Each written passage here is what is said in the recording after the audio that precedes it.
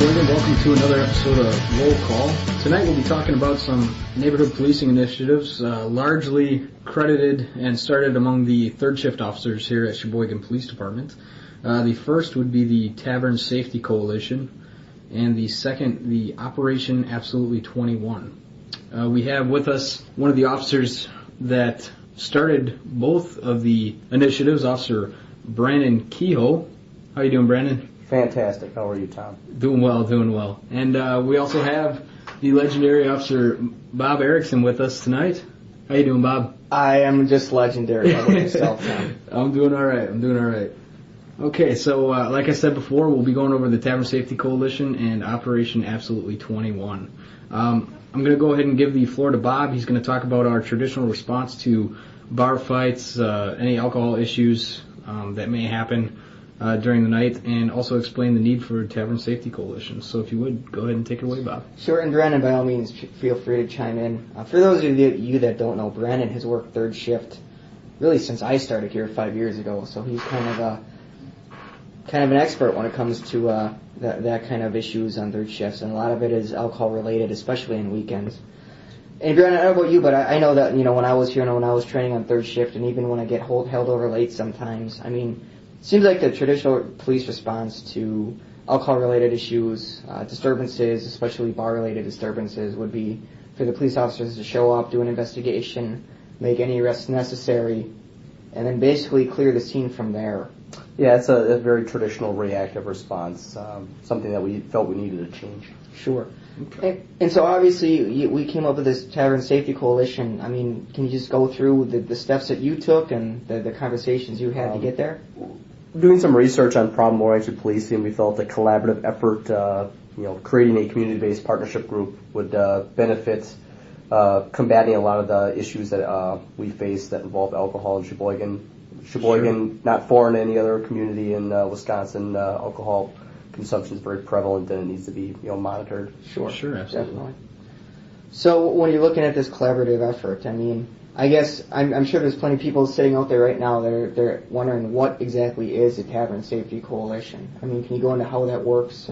Well, it's a program where we basically created partnerships with local alcohol servers, so taverns, liquor stores, even gas stations, restaurants, to try to really be on the same page about what we can do to keep alcohol consumption responsible in our community. Sure, absolutely. So I guess, what are you seeing differently now that bar owners and restaurant owners are doing that they weren't maybe even 4 years ago? Well, one area in particular that we wanted to educate local alcohol servers on was the dangers of over-serving. Traditionally, people would go to the bar and have a good time, and then come bar close, they're heavily intoxicated, and then after the bar is closed, the police officers are having to deal with them for hours and hours on end. So to educate the dangers and the illegalities of over-serving, I think that's really helped some of the servers in Sheboygan really understand that they are accountable and they have to kind of be mindful of how much they're serving their patrons. And you spoke some more about this collaborative effort. Can you maybe go into that as well? Obviously, bars are talking to each other a lot more than they used to. The coalition consists of various taverns. I think we're around 70%. Sheboygan Police Department, Sheboygan Neighborhood Pride, the Healthy Sheboygan County 2020, some AODA counselors, the interagency program for the intoxicated driver, the Gateway Neighborhood Association, and also Sheboygan County Crime Stoppers. Oh, so we got a lot of people involved. That's phenomenal. That's phenomenal. Okay, all right. So, I guess one of the areas that really stands out with us is this whole concept of trespassing violations, where if somebody is causing a disturbance in one bar, they can be basically trespassed from the entire TSC. Right. Every bar has the right to refuse service to anybody, but the benefit for really the taverns in Sheboygan, by being a member of the TSC, you're basically agreeing to run a crime-free establishment that is free of disorder and safe for patrons. So the idea was suggested to create a banned list where if you cause a problem at one tavern and you're ejected from there, the tavern owner can, or bartender can also have you banned from the Tavern Safety Coalition, and it'd be actually trespassing to go to any Tavern Safety Coalition bar. Sure. Oh, okay. So it really holds the patron accountable, make sure that they're behaving course. themselves, because there are consequences, that can result from being in a fight or causing disorder that you might, a large part of the taverns in Sheboygan you won't be able to be served at. Sure, and it really strikes back to really a lot of life in general and society in general. Is it seems like a small percentage of people account for a lot of the fear, crime, and disorder for the general population. Absolutely. And I think this really goes to show that with taverns and bars, it's no different.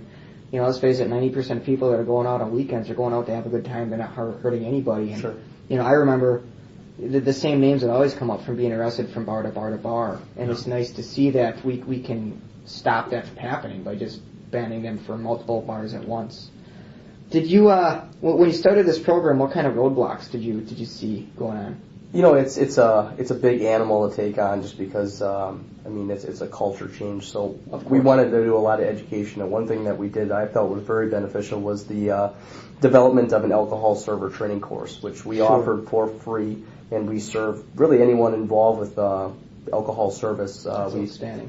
I believe 7 sessions were conducted, and the topics covered were over-serving, server responsibility, liability, helping people identify different forms of identification, and then some of our local Sheboygan ordinances. So that helped get the buy-in, the education, seeing where we're coming from and why this is a benefit.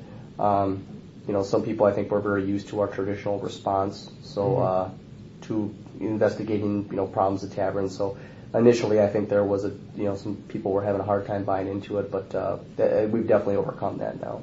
Sure. That's great. So let's say I'm a new bar owner. I just bought a bar, I'm opening up for the first time, and I want to get in on this. What do I got to do? What kind of steps do I need to take? The best thing to do is find out who your neighborhood officer is, specifically on third shift.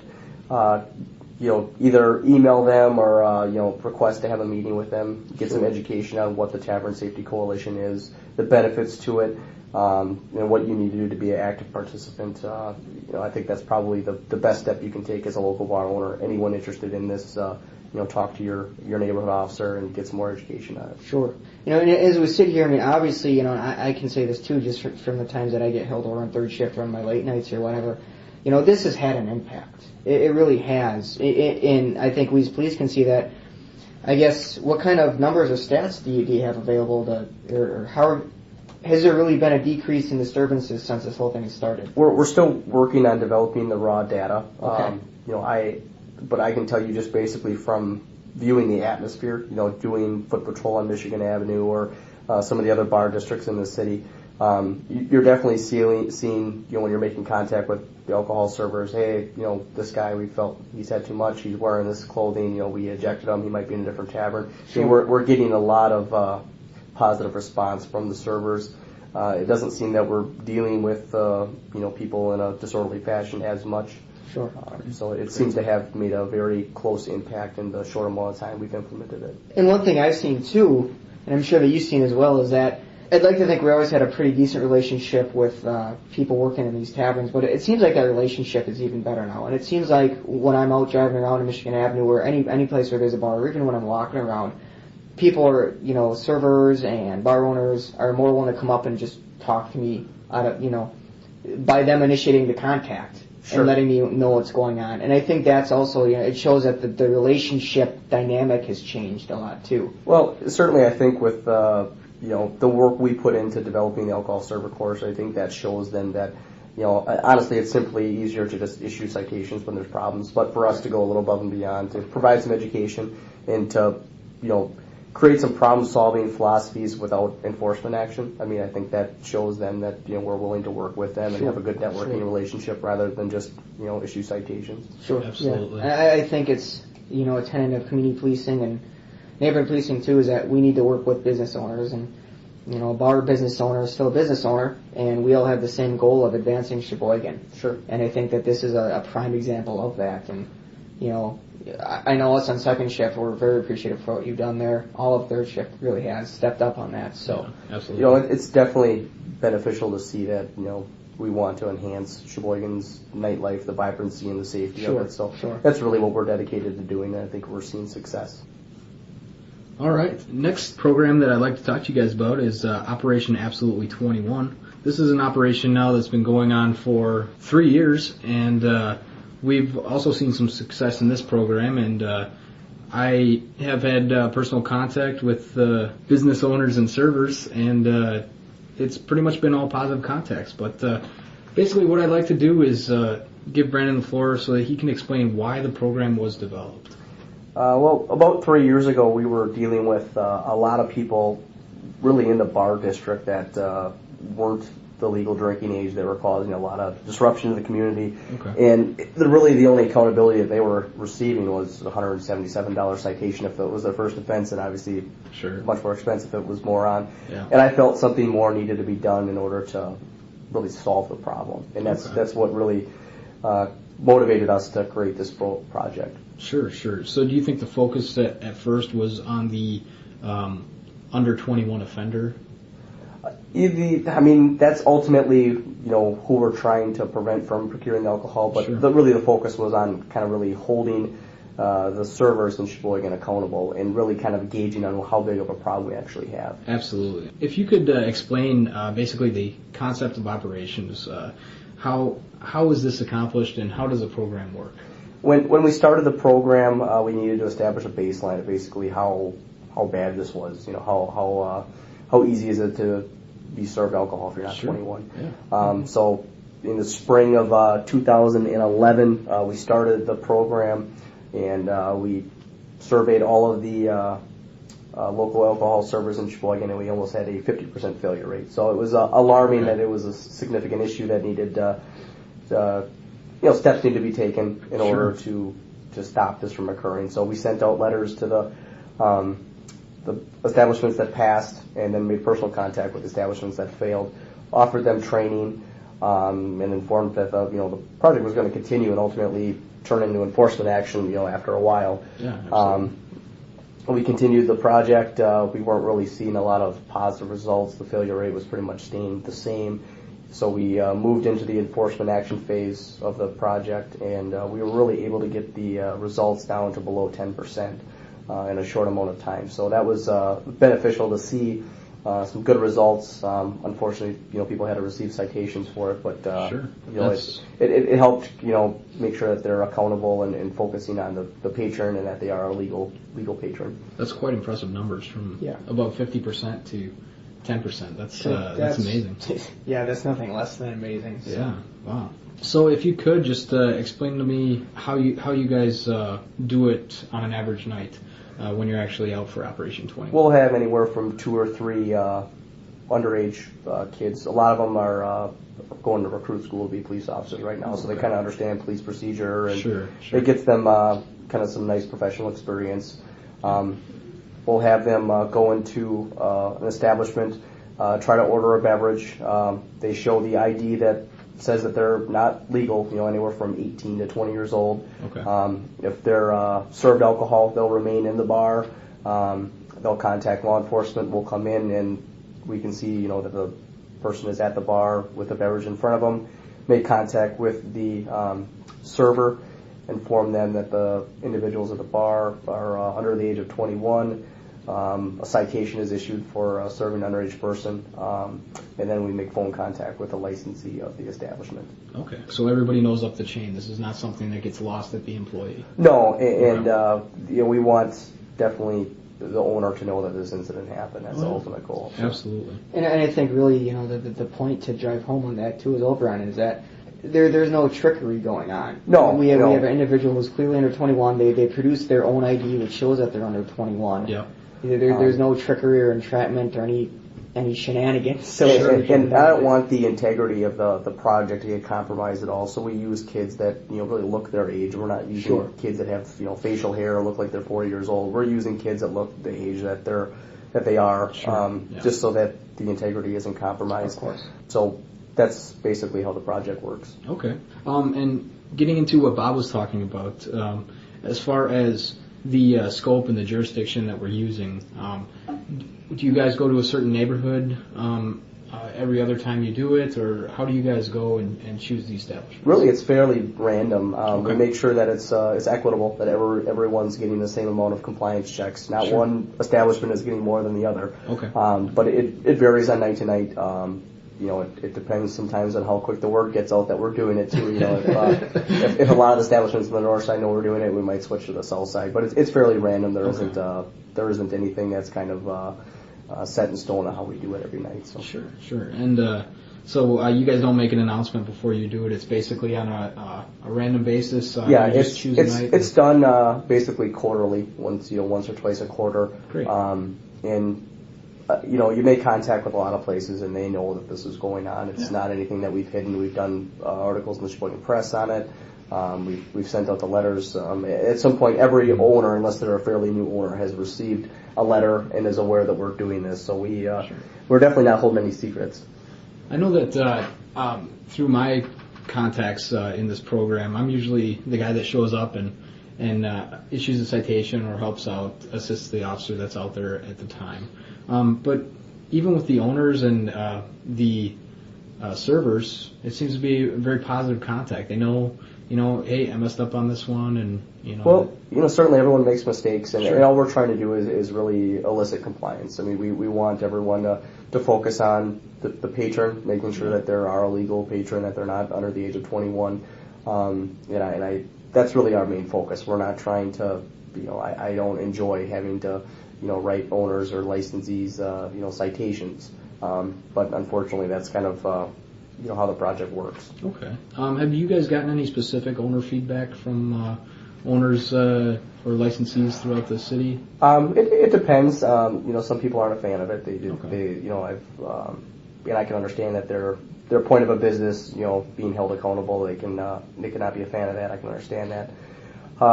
But some people are very receptive, understand that we're just doing our job and making sure that Sheboygan's nightlife is safe, and that it's really hard for kids who aren't 21 to get served alcohol.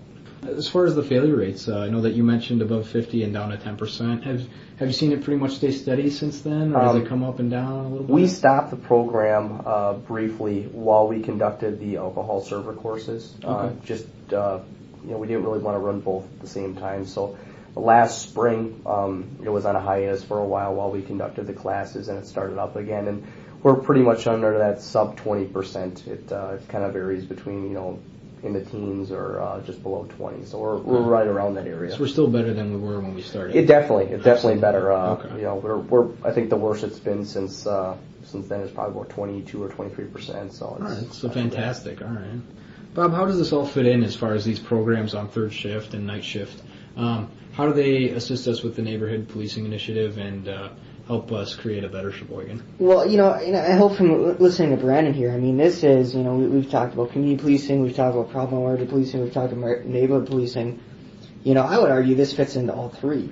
Problem-oriented policing, well, the problem was identified. People under 21 were being served, and too many people getting arrested for too many of the same people getting arrested for causing disturbances in bars and bar fights and that kind of thing. Yeah, absolutely. It goes into neighborhood policing because the safer that our taverns are and the less rowdy, so to speak, that they are, the better it is for the people that are living a block or 2 blocks away. Absolutely. Sure. Community-oriented policing, we're building relationships with business owners and stakeholders in the community. Yeah. And, let's put on the table, I mean, in Wisconsin, bar leagues are very important stakeholders in our communities. It's just part of our lifestyle, for better or for worse. Yep. And I think by identifying that problem and by making those relationships, we're just going to show that we really do want the city to get better. Sure, absolutely. I think it's a great idea. It brings everybody's minds together. We create some partnerships, and these two projects are working very, very well. And it also, just like we've talked about before, holding people accountable for their properties. It's the homeowner, keeping your property looking good and mowing your lawns and stuff. The retail store, making sure it's not easy for people to steal from you. The bar owner, making sure that if there's patrons that are causing trouble, that we're just not letting them in the bars in the first place. Yep, absolutely. So, and Brian, I mean, as we look ahead here, what are your plans for the future, and where do you see these programs going? For Operation 21, I hope that at some point we don't ever have to do it anymore. That Sure. it is extremely difficult for minors to procure alcohol in the city. That's my ultimate goal. I hope that program has to eventually stop because we're just not having any failures. The Tavern Safety Coalition, I would love to see it grow to be a county-wide program to That would be outstanding. involve every licensed establishment in Sheboygan County. I think that would be an amazing feat for us to accomplish, and I know there's been some talk of that. It's obviously very long down the road, but I think that would really put Sheboygan on the map as far as our dedication and making sure that we're a vibrant and safe community. Okay, so tonight you guys have been introduced to two of our programs that are outstanding and are very effective in helping us with our community policing efforts during night shift and overall improving our nightlife. Hope all you got a better view of our alcohol enforcement efforts, and remember to drink responsibly and enjoy a safe summer. Thank you, Sheboygan. Have a good night.